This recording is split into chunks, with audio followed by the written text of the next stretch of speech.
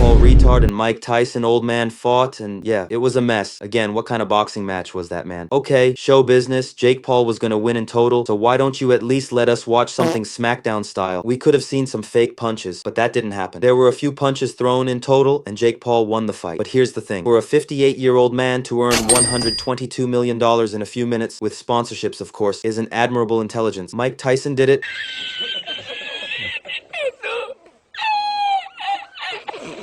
But what about the broadcast? It was awful, of course, and Netflix crashed at events that the whole world followed. It's a familiar situation. In the end, the winners were the fighters and the people who placed the bets. Someone bet on Mike Tyson. There is also a claim that he broke his TV because he lost the bet. You are funny, brother. Why did you do that? Which I think is a lie. Fighting!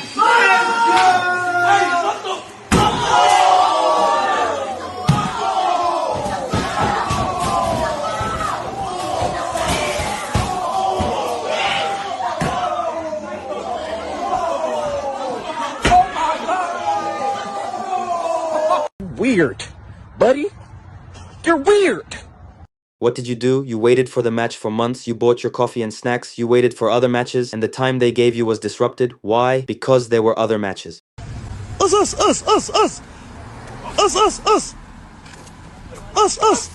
Woo. Shit.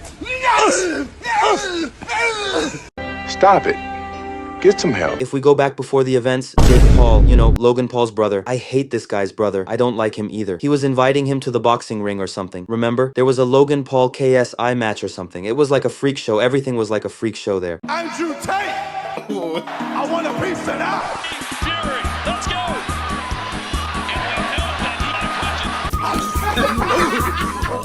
Anyway, this Jake said, I'm going to be a boxer. Maybe the story didn't unfold exactly like that, but who cares? And then, of course, with Mike Tyson, who would have seen potential in a 58-year-old man. He said, come on, let's have a match. How cool would that be? Whoa, bro, he's your father's age. You should be ashamed.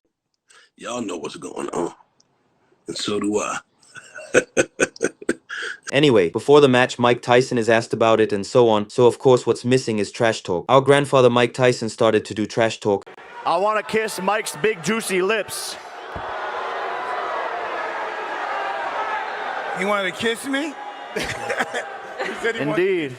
Huh? He said he wanted to kiss you. That's so ironic that he said that because I saw a picture of him dancing at 16 doing that little dance on YouTube, and for some reason I had an erection.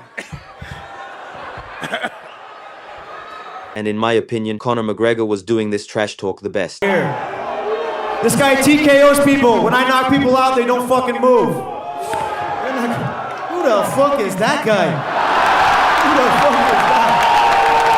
You know damn well who I am. Who the fuck is that? Even before the match, when the show business has to trash talk each other in the pre-match meeting in order to get more attention to increase the number of viewers. Mike Tyson slaps Jake Paul there. Jake Paul purposely steps on Mike's foot and he slaps him like that.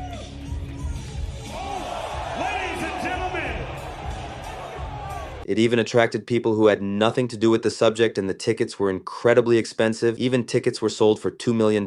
Very high bets were made before the match. Even Drake bet $355,000. He said Mike would win, and he lost this money, which is not a very big loss for him anyway. During the broadcast, I think this was also planned for show purposes, so again, the cameraman mistakenly recorded Mike Tyson naked, and suddenly he became a very hot topic. I've got over 10 million views on Twitter on Mike Tyson's ass. Love you, sir.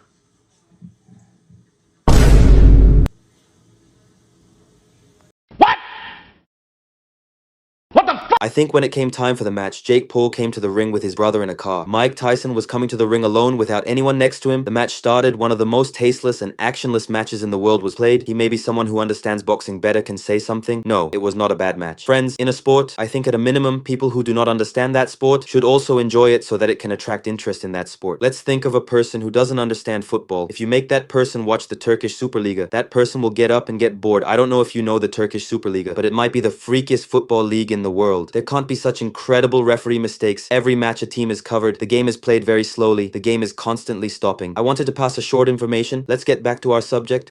Shut up, bitch. But if you open the English Premier League to a person who does not understand football, even if he does not understand, I think he will not be bored. Because there is a constant attack and there are very good goals and so on and so forth, and that's what I would expect from a boxing match as a spectator. I'm not an expert, but I thought it was a very shitty match. Mike Tyson won the first 2 rounds, and then Jake attacked a little bit. Of course, Mike is getting tired at 58 years old, and I think he hasn't had a professional fight since 2005. Well, of course, all this was arranged to prolong the match as much as possible, etc. I caught some moments, even Mike could have knocked out Jake, but as I said, everything was arranged in the show match. And at the end of the match, Mike said he wanted to fight Logan Paul, and Logan said, "I'll kill you, Mike." I don't know. Maybe his brother. You want to fight Logan? Logan, I think he said you might be next. I'll kill you, Mike. No, please, no.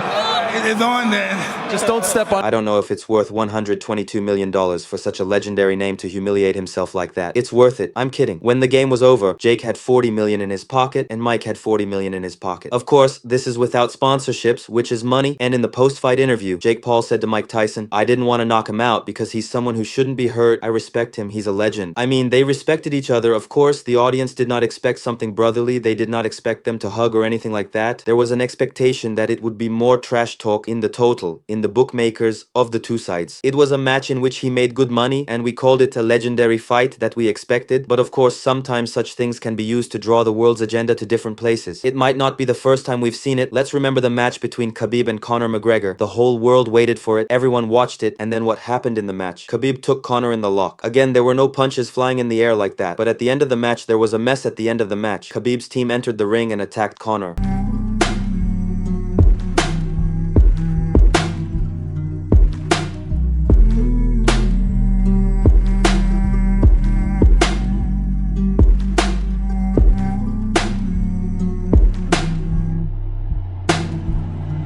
But in terms of betting, I really think that everything is arranged. There are betting mafias, friends, or there may be something going on directly in agreement with people. I even started to see this clearly in football. I used to think that the scores ended like this due to football luck, but this perception has completely changed. Look at the latest France-Israel match. France met the ball more than 70 times in the penalty area. Maybe it is an irrelevant example, but I think it is not. Israel met 2 times, and the match ended 0-0. Friends, France could not win. So I ask you, is it football luck?